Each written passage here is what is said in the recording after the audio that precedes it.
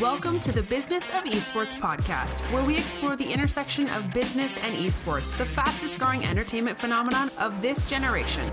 Please welcome your hosts, Arda Okal, William Collis, and Paul Dawalibi. The Business of Esports podcast begins now. Happy holidays, everybody, and welcome to another edition of the Business of Esports podcast. This is where we break down, we normally break down all the big business esports news items of the week. But we decided, because we are in such a giving mood this holiday season, we would give you a bonus podcast. This podcast will drill down some of the favorite business esports stories of one Paul Dawalibi, who happens to be my co-host on this podcast. So thank you. Our Happy favorite holidays. Moments, Arda. Ours. Favorite, yes, right? ours. Yes. Yeah. Happy holidays. You may have put together the list, and I'm joining you and saying, yes, they are ours. This is what? This is like Christmas Eve here, and we're recording a podcast. Is that how this goes? That's exactly how it is. At least that's what we want the listeners to believe. That's it. Yes. William is not here. He's enjoying it with his family, wherever he is, probably Providence. Probably. So on his behalf, happy holidays to all of you as well. So let's dig into some of the big esports stories in 2018, leading us into what we should look out for in 2019. Of course, we have to start with the Overwatch League. A very successful year one for all intents and purposes. The franchising fee has doubled, literally doubled. Yep. From season 1 to season 2. And from that metric alone, you have to classify it as a financial success. Huge financial success, right? Huge success in general. This is going to be seen when we look back, when historians look back at the emergence of esports, right? When there are books written about esports and how they came about. I think people will look back on Overwatch League as a really watershed moment in esports. This was the first time, and no offense to Dota, no offense to League of Legends and all the things that they've done with their games and esports, but this is the first time that it feels like someone has made a genuine effort to take esports to the mainstream, to make it accessible, to make the production value incredibly high, to make it slick and exciting and fascinating to watch even if you don't play the game. This has really been a year of firsts coming out of Overwatch League. And what's interesting is I think for 2019, we're going to see even more firsts. We're going to see teams playing in their hometown, not just in a centralized arena. Mm-hmm.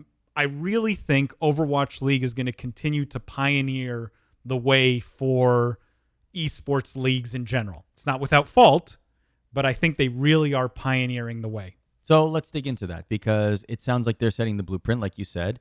Future esports leagues will look at Overwatch League and say, this is what we need to do. Overwatch, however, simply taking the model of traditional sports and saying, this is what we want to do with this particular league, hasn't been done necessarily to this degree of success in esports in the past. It was club-based, team-based, teams around the world. And now we're seeing home and away games, traditional sports model.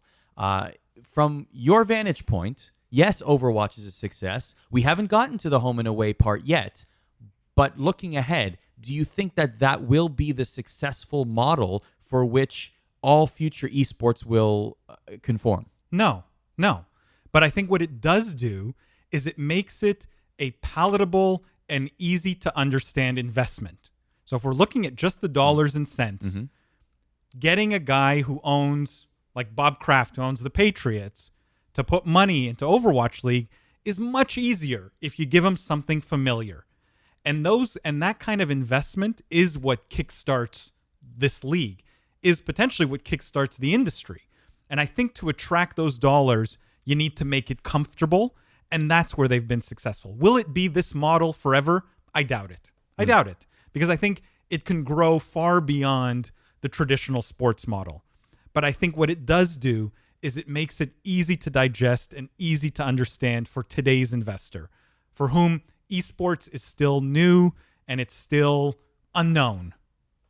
The first year of true home and away games, 2020, let's say.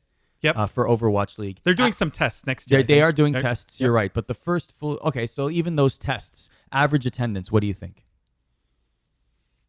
I think it's going to depend on the city, obviously, like any other sport, right? Sure. I think there are cities that will be better maybe But less you so can than throw out a traditional number. sports, right? It's not like 500, playing 1,000. hockey in Tampa Bay, right? Where they're not going to get the attendance of hockey in Montreal because it's not a hockey town. I think esports doesn't have that issue, interestingly enough. And Overwatch League will have that much less of that as an issue. I think 10 to 20,000 is not out of the question, especially for Really? Yeah, if they played it in a big enough venue. I don't know if they're going to play them in large enough venues. But I think if the Dallas Fuel did a Barclays Center style event for their game, there's no question they could get 10,000 people there. Every week. Or every home game, I should say. I think so. Wow. I think so. You make it affordable enough? I think so. That's fascinating because in my head, the number was 500. 500. I thought home games and away games, at least for the start, will be in a theater, 500 people. So you're saying we could go to arenas right now where basketball, hockey, like NHL, NBA caliber arenas for the home and away games, and we could fill that stadium, or at least half. If they offered something like a season ticket for a few $100, I think they could sell out a 10,000 person stadium. Oh, I'd love to see no that. problem. Interesting. So it comes down to the marketing, definitely the local marketing. Getting the pricing right. Okay. And making sure because I think they have to make it interesting and exciting. And what I would do is, in fact, like if you sign up for a season ticket for the Dallas Fuel, you can bring a friend to 3 of the games or something like that. You know what I mean? To try and grow the fan base outside potentially of hardcore esports fans. Right. Because if you're going to fill an arena that size, you're going to have to bring in non-endemic fans. True. You're going to have to do that. And I think it's a good way to seduce new fans. And I think they will be seduced. Do you think that we will see some of these games partnered with existing sports? Like you mentioned craft. Do you think we'll see, here's in the afternoon, here's the Boston Uprising game before the Patriots game? Yes. But I think that's temporary. I think it's a temporary measure for the benefit of esports initially, and then to the benefit of traditional sports later on. Okay. I think it's one of those cases where the student will surpass the master. Okay. How close are we, do you think, to that? I don't know if we're as close as we want to be or think we are, but we're on the trajectory. I will publicly say 5 years. Okay. That's still very close. If you ask me offline, not on the podcast, behind closed doors, I think everyone wants to ask. With the right lighting, you know? Yeah, fair. You'll give me the true answer. Okay. I give you the Leave true us answer. in suspense. That's it. Okay, last question for Overwatch League. We saw, as I mentioned off the top, a double increase, right? Increase twofold the franchising fee. Where do you think that number will be after year 2 for a team to buy into Overwatch League?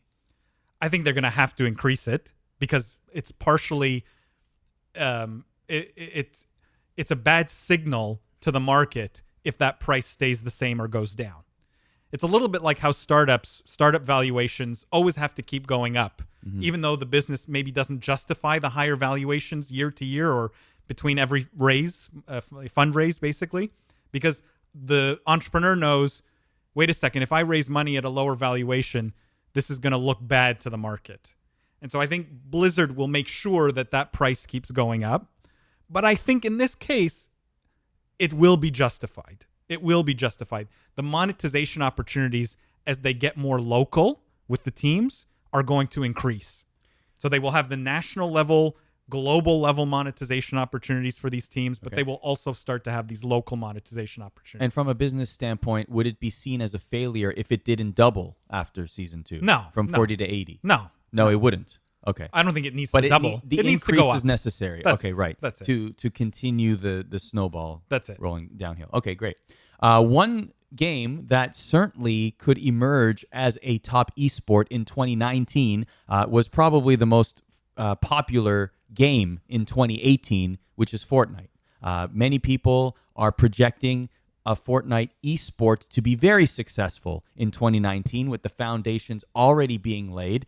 The biggest gaming moment of the year, nobody will dispute this, not esport, but gaming in general, is Ninja, the most popular streamer of any video game, streaming with perhaps the most popular act in all of music, and maybe in some circles the biggest celebrity out there, Drake. So here you have this explosive moment that's setting records on Twitch, that is completely exploding onto the mainstream and doing great things for the world of video games. But let's talk about Fortnite and even the emergence of battle royale type games in the world of esports. In 2019, where do you see that landscape going?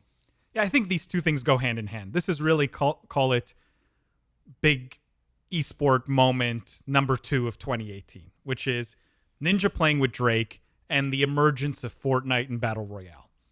I think Ninja playing with Drake, again, kind of like what I said about Overwatch League, it's one of these watershed moments. It's one of these moments we will look back and go, that was really significant in the development of esports.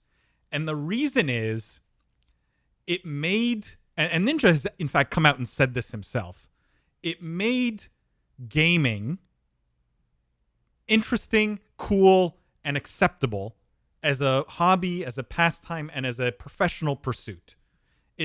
Drake legitimized gaming in the mainstream in 2018. And I would argue before that moment, gaming was seen as at least from the mainstream perspective, the hobby of nerds and geeks who sat in their basement and didn't deal with people. All of a sudden, Drake plays Fortnite with Ninja, and Fortnite's cool. Every kid wants to play Fortnite. And so I think this will be seen as the moment where esports as a concept broke into the mind share of the mainstream.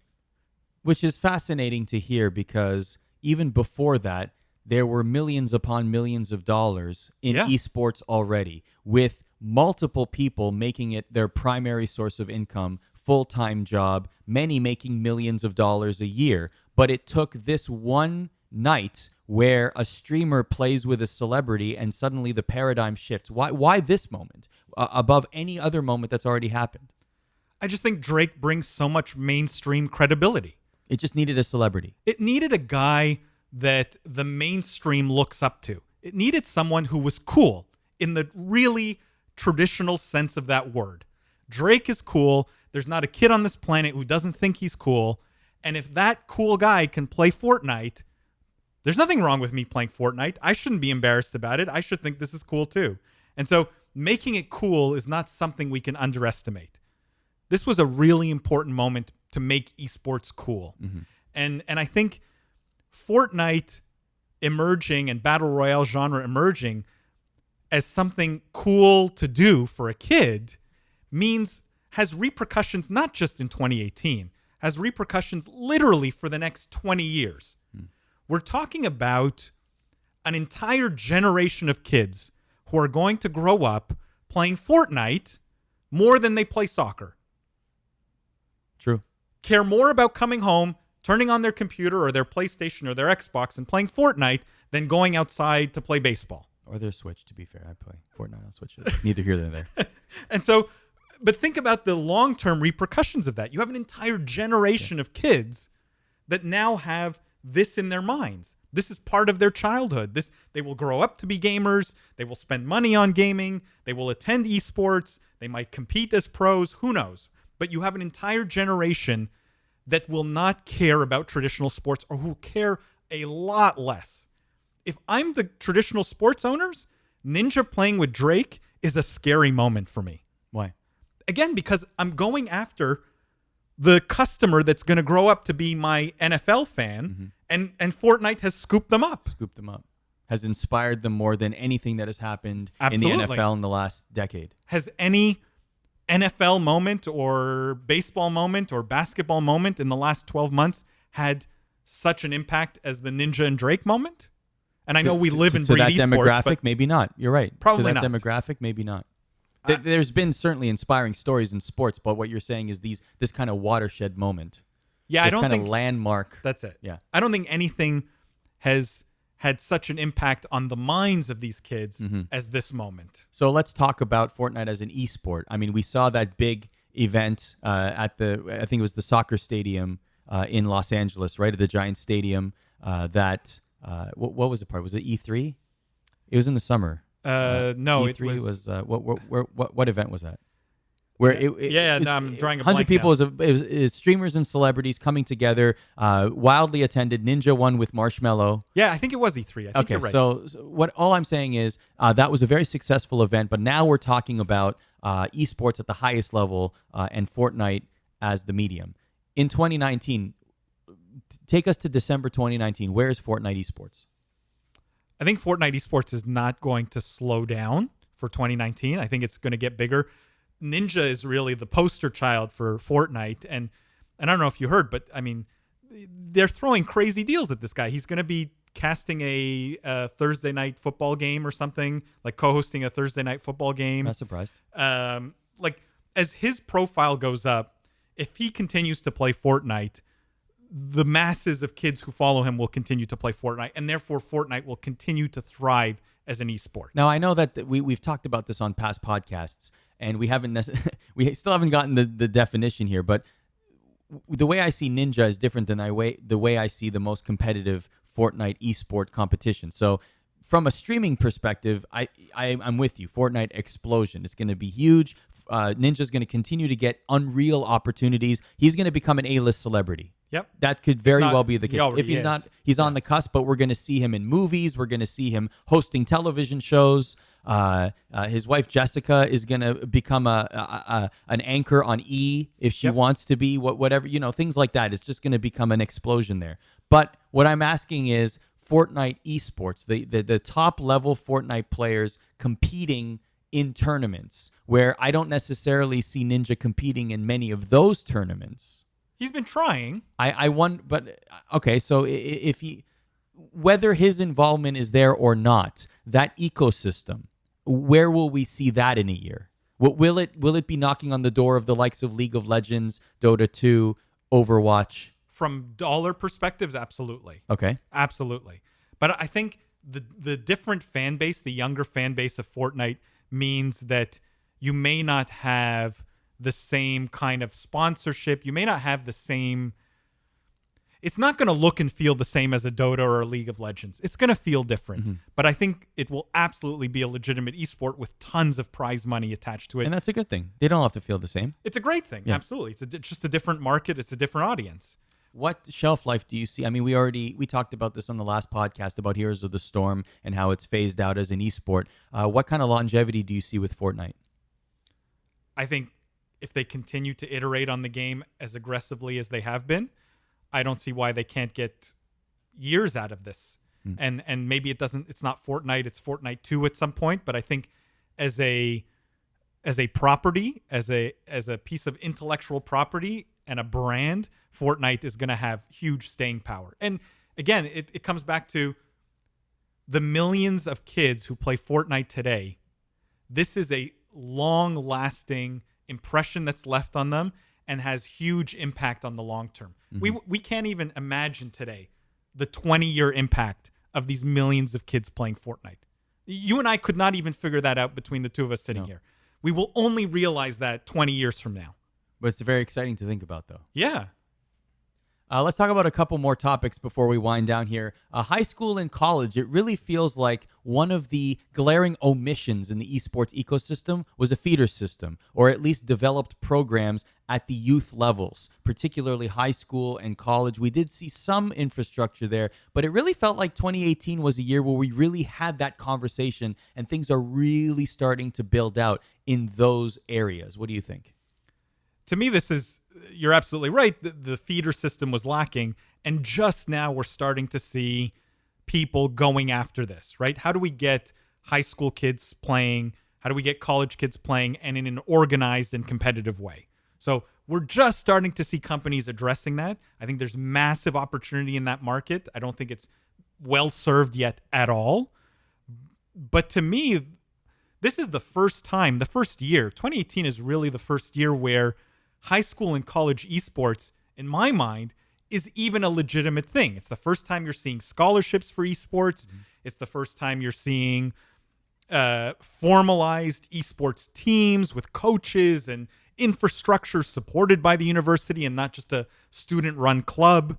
It's the first time That's huge. Yeah. To me, that's a very big point there. This isn't just, oh, hey, the esports club is on campus. This is no. This is an infrastructure now that is within the veins and the roots of the university itself or college itself. And the administrators of these universities or colleges or high schools are coming out and they're proud to announce this. Hey, we're getting behind this. We're putting money behind this. We have this facility. Some of them are converting old buildings into like esports arenas and practice facilities. There's a huge amount of pride around what some of these schools are doing. And I think what's interesting is they're going to continue to pour money into this, and there will need to be services to address that. And so there's an entire industry that's going to pop up just around the high school and college esports market, completely separate from the pro scene. Right. But that will need a ton of infrastructure and services and manpower and resources and people and dollars. And there's literally an entire industry that will come up there that's incredibly exciting. And 2019 could very well be a linchpin year for that. For sure. And I think that's where we're going to see a lot of investment dollars there, a lot of companies coming up trying to go after that market. I really see huge opportunity there because you get to own that gamer early, right. And that's valuable. Mm-hmm. That's valuable. I don't think you can underestimate that value. And so to me, there's a lot of opportunity there. Let's end on this. I should have asked you this right off the top in terms of just reevaluating 2018. But this was a very investment-heavy year. From your point of view, as somebody who invests, somebody deep in the trenches of the business world, when you look at the esports investments that have been made in 2018, would you go so far as to say this was the most activity that you've seen in terms of dollars in esports in one calendar year? By far. But I have two comments on that because I think there's an asterisk there. Like, there's no doubt from a dollar perspective, this is the most capital that's been invested in esports ever in 2018. There's more investors looking at it. There's more businesses looking at it. There's more brands looking at it. We're starting to see big sponsorship deals and not just from like the typical tech players. Yes, Intel spends $100 million sponsoring ESL, but you're starting to see other brands that are not traditional tech brands like Toyota or, that you see these brands that are not tech only starting to get into esports. And that to me is interesting. But from a pure investment perspective, there was a good friend of mine just recently, a venture capitalist, quite well-known venture capitalist, who told me people don't realize where the venture capital market is going. And he's got an interesting perspective. I'm not going to give you all the math, but his conclusion is that in the next 5 to 10 years, the venture capital market is going to be at least 10 times the size it is now, if not 100 times the size. In other words, the total venture capital dollars being invested in tech could be as much as 100 times what it is today in the next 5 to 10 years. You want to tell us why? So he's done quite a bit of math and thinking around this, and in terms of where the big institutions are allocating their assets, what the returns on those assets have been, how the class has, performed versus other asset classes, how it's underweighted in a lot of portfolios. Like, he's done all the research in terms of how big this market is and in terms of how much entrepreneurship there is today, how much value is being created from entrepreneurship, right? Like, so he's got a thesis around it, and his conclusion is the venture market's 100 times the size it is today, 5 to 10 years from now. If we believe even a part of that, right? If we say 10 times the size, what does that mean for potentially one of the fastest growing industries within tech broadly, like esports? And the millions, billions of dollars that are going to pour into this industry over the next few years, I think we are all going to be shocked by. Mm-hmm. It's going to shock people. Because if the general venture market grows and esports continues to grow disproportionately faster, by the way, than other industries, the number of dollars that are going to funnel into esports are going to be staggering. I think what will be scary is so much of that's going to be dumb money. So much of that's going to be money that doesn't understand esports. But they could still cash out because it's such a hot industry. Right. And the rising tide raises all ships. So, so that begs the question then, is this a bubble? Because that's what was happening with .com in the 90s. No, it's not a bubble. It's not a bubble. Because the fundamentals are there. Okay. people playing, people spending money. This is the market and investors catching up to reality. Okay. The reality has been this way for a while, right? People, when Overwatch came out 2.5 years ago, I think they hit like 30 million players in the first, few months. Right. That's not an accident. That's not because the news was talking about gaming. It's because people were playing games anyways. Right. And so only now is the market catching up to it. And we're seeing just the tip of the iceberg. We're seeing just the little drops, 10 million here, 20 million there, 40 million here for an Overwatch League team. We're seeing drips and drabs going into esports.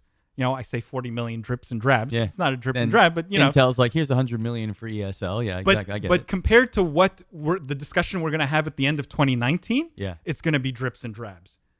And the beauty of the industry, I think, is it's far more recession-proof than just about anything else out there. It will always be, gaming will always be one of the most affordable forms of entertainment anywhere, right? Like if you think about, you pay $60 for a game and you play it for 200 hours, the Complete value, absolutely. the value you get from that. So if we believe that being a fan of esports, playing these games is relatively recession-proof, and the growth will continue to be there, and the venture market's going to continue to grow, and more dollars going into venture in general. To me, the end result here for esports is next year we're going to be talking about numbers at least twice the size we're talking today, if not 5 to 10 times the size we're talking today. So if you spend 200 hours on a $60 game, that's 3 cents a minute, versus if you paid, say, $20 for a 2-hour movie, that's like 17 cents a minute. Yeah, it's far more affordable. Far more, yeah, per minute. But it always has been, right? It's always been one of the I just did the math. Or you go to Counter-Strike. Counter-Strike I've been playing 15 years. Yeah, right? exactly, yeah. Okay, let's end on this, because we should talk about this for hours in 2019, and we will be on our regular Business of Esports podcast, because we will be following all these stories. What has been one story or one brand even, and I'll go first just to set the table here, that you're really keeping an eye on in 2019? It could be a story and it could be a brand. In my case, it's both. We talked earlier on a previous podcast about Walmart partnering with Esports Arena. And to me, that's very interesting, because Walmart is one of those brands, like you mentioned, the Toyotas of the world, that they're definitely not endemic to esports, but here they are making a big splash into esports, going so far as to say, we're going to connect all of our Esports Arena areas in Walmart to create satellite tournaments and essentially encourage people to stream while they're in Walmart, but also hold esports tournaments across the country. It'll start with 5, but it could grow to a lot more, and we could literally see people shopping for clothing and then stopping and streaming for an hour or two, or watching a tournament and then go buy some groceries if they have a super center or whatever they're called. Yep. Do you know what I mean? To me, that's fascinating. To me, that could very well be one of the things we talk about at the end of 2019 as another paradigm shifting. Walmart could become a catalyst for complete non-gamers to suddenly acknowledge and put real estate in their minds for the existence and value of gaming. I give such credit to Walmart for seeing this opportunity so much sooner than many of the other brands out there. And I think as a consequence of that foresight, they will win. There's been missteps, but they will win. Mm-hmm. To me, 2018 was a disappointing year from a brand perspective, in the sense that more money than ever from brands, more variety of brands than ever jumping into esports and sponsoring esports. But I haven't seen real insight or understanding of the market. I haven't seen a brand, I mean, there are, so I shouldn't say none, but rarely have I seen brands address the esports market in a very insightful, clever way that tells me they get this and they're spending these dollars very wisely. The majority of the sponsorship and brand activation that I've seen in 2018 was, oh yeah, we got to check the esports box. My kid plays Fortnite. So yeah, let's throw some money at this and hope it works, right? Like the majority of it was that and felt like that and came off that way. And I think that we're going to unfortunately see more of in 2019. I think it's going to take some of these brands to lose money in esports to realize we don't know what we're doing here. We need to get help. But as much as you see that, you see the Dr. Pepper activation, which was a big home run. So like there are examples of good ones. There are examples, but they're fewer. They're fewer. And Will and 2019 be the turning point? I'll tell you what I hope for 2019. I hope that we get more brand engagement from brands that to me are so obvious esports partners. Like, where are all the apparel brands? Where are the, and I know there's small examples here and there. Is a good one, yeah. But like the Nikes and the Adidas and why isn't Adidas sponsoring all the shoes for all the Overwatch League players, right? Or the top, like why didn't I don't know, why didn't, XQC is a bad example, but why didn't like Surefour get a shoe deal? Ninja might get a shoe deal. Ninja might get a shoe deal, right? He has a new album out actually today. Yeah.